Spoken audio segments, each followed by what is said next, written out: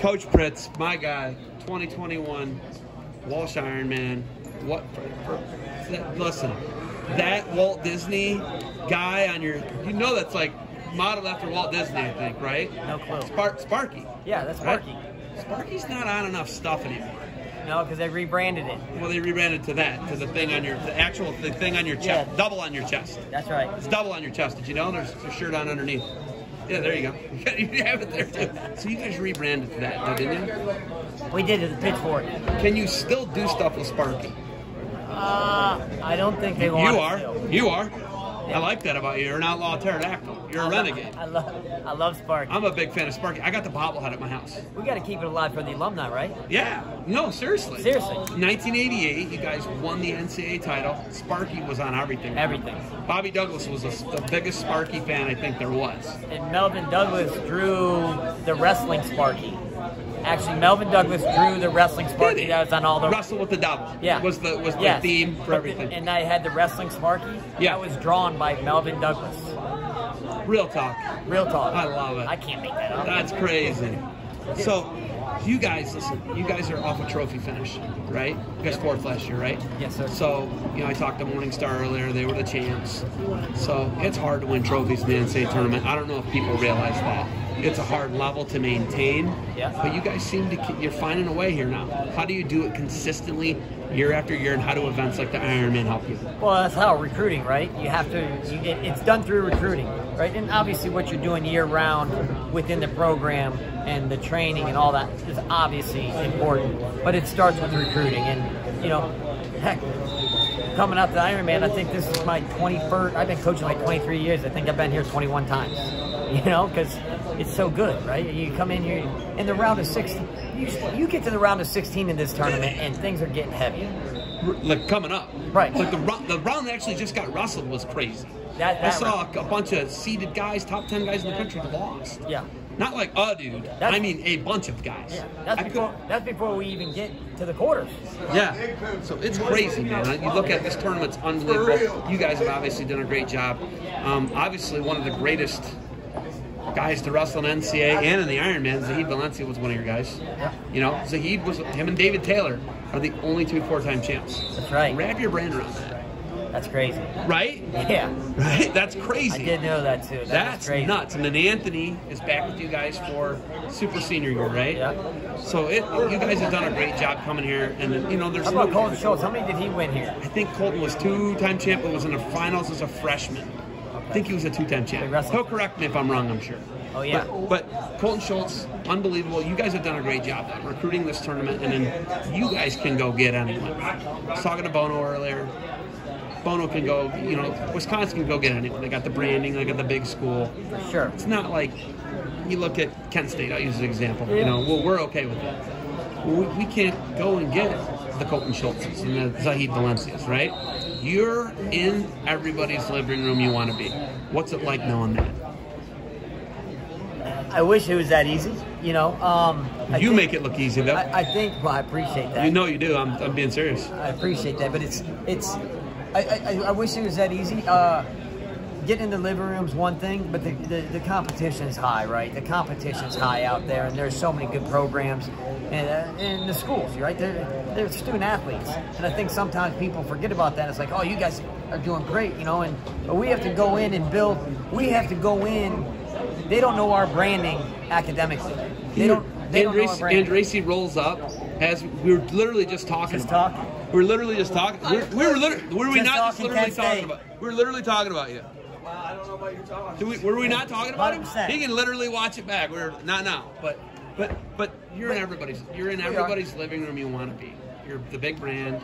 You're West Coast, not quite, but you are, right? We're West Coast. You are. You know what I mean? Like Valencia's drive home, they don't fly. That's correct. Right? I mean, that's how West Coast you are. Yeah. So knowing that you've worked at it, and Zeke says it.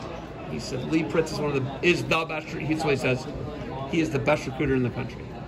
Knowing that you have that reputation and all the places you've been and how the guys you've been able to recruit, what's it like knowing you can get number ones, number twos, number twos, and put your lineup 10 guys deep like that?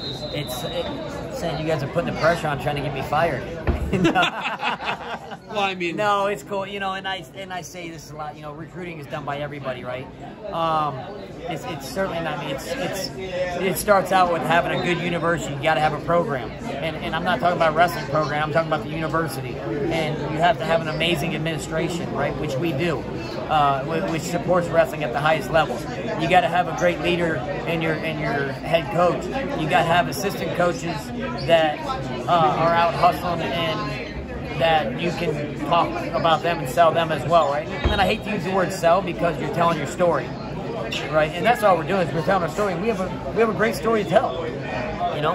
And as proud as I am of the team and their 4th place finish, you know, I'm just as proud. The team wanted to win a trophy and be top 10 in the country academically. And I think, you know, I don't know the stats this year, but I think we're there because we got our trophy and we ended with the team GPA of a 3.35. You know, it's pretty good, and that's ultimately what it's about, getting a degree. Right, and we have a lot of our guys. We have 4+1 program at ASU and a lot of engineering, business. So a lot of our guys are leaving there in 5 years with their masters. You know, and that's something that's big. So you're saying that Valencia is going to be a doctor? Well, he's actually decided to go with minors this year, right? He decided to go with minors because he's already got his master's. Yeah, he's already got his master's. Wow, that's crazy. Yeah, so all those guys who are staying for 5 years are getting a master's degree. The majority. That's incredible. The way well, not all of them. Yeah, okay, I get that. You have to. The majority. It's set up. It's set up that if that's what they want, without crushing them. With our summer school program, it doesn't crush them. They won't ever end up taking more than 15 credits a semester, and they're still going to be able to go with their 4+1 plan and get their masters. That's incredible. That's a great opportunity. I mean, that's a great sales pitch right there. Right. Not even really a sales pitch. That's like a great truth. life thing. Yeah, it's great truth right there. How about that? It's not called a sales pitch. Golden Bear, a little shuffle. We bring the Golden Bear in, bring Eric Thompson in from M2 Nittany Lion Wrestling Club. He comes over, Mark Perry bumps over into Sunkist Kids, right? Did I get that right? Is that all correct? Correct. Still got the Frank the Tank, Mo and Arrow, correct. Yourself, Zeke, Golden Bear. That's the 4, right? Yes. Great. I mean, Sunkist Kids, one of the iconic names in club wrestling for the last 40 years, 30 plus years, 40, right? Yeah. 30. I remember when I was a little kid, it was Sunkist Kids. Right. They would talk about it at Savage Hall. I'd go to the World Cup. I remember that, right? Yeah. And that's iconic, right? It's in Phoenix. It's in. That's right. It's in Tempe, right? So, so you're wrestling. But talk about Golden Bear. Talk about the coaching change. Talk about your guys' club a little bit. Well, yeah, Perry's got big visions. You know, when we talk about Mark Perry and Sunkist, he's got big visions. You know, when he broke off and just wanted to focus on the RTC because he thought he was running himself a little thin trying to do both and really build the RTC how his vision of it is. Yeah. So Dubuque. So we got all types of people crashing these interviews. I don't even mind. I don't either. It's great. I like it. It's authentic. It's authentic. But so he decides he's pulling out and not pulling out, but focusing right there, and then next thing you know is we're looking for a big guy, and Eric Thompson just happens to be the guy that we ended up pursuing pretty hard, and man, and I say it just happened to be, we pursued that hard. We wanted him really bad. We knew what he was going to bring to the table, and he's coming in and doing just that, right, on all levels. He has the brains, he has the knowledge, he has the physical tools to do what we need as well, and he's just been meshed right in. I love it. I see Andresi's got a bunch of gear for me. Here, just give me all the gear now. Now. You're okay, he's a nice guy. I like that. He is a nice guy. So when you guys have a coaching staff, you guys are elite. You're coming off a trophy season, top 4 finish in the NCAA. The only way for me is you guys can go up, but you can also go down. That's How right. do you maintain that? How do you continue to climb and change the color of the trophy? It starts with the guys. What's their vision? What's their goal? What do they want, right? So it's them. They want to climb. So now we just have to. We use our strength conditioning coach, our sports physiologist, our nutritionist. And it's just our executive board. They do a bunch for our program too to make things easier, on us as far as raising funds. So we can have a masseuse. We can have meals brought in and nutrition brought in. So I think it's just everything that we're doing in a program, and from sports recovery to nutrition to obviously what you're doing with wrestling, and think about everyone in the country's running, lifting, wrestling, conditioning. Wrestling's a hard sport. We're all doing that. Yeah. So now, I think... The Dan Gable model that everybody, that what he created, Right. is a lot of the model you guys are, everybody trains real hard. Everyone trains hard. Really hard. Everyone gets in shape. Yes. Everyone's doing that. So it's like, now it comes down to, I think a lot of it is the little things. The nutrition, the recovery,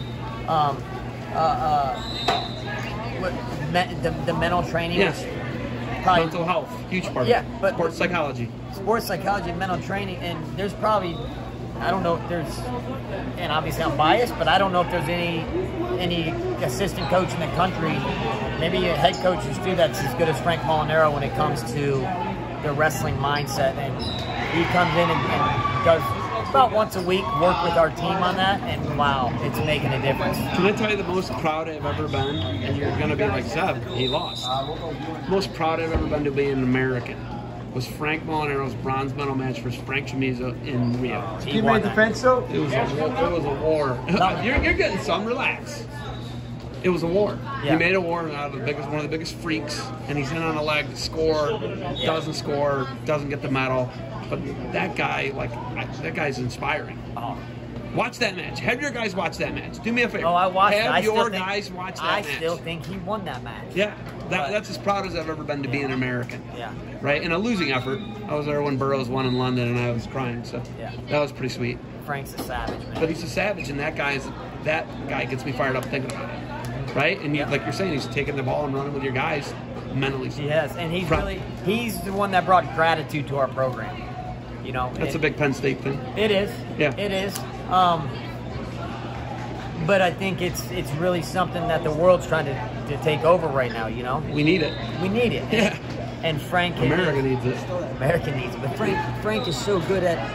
and that's a small part of it, right? That's a tip of the iceberg of it. But, you know, he brings it just a huge piece when it comes to mindset training. I love it. We got quarters coming up.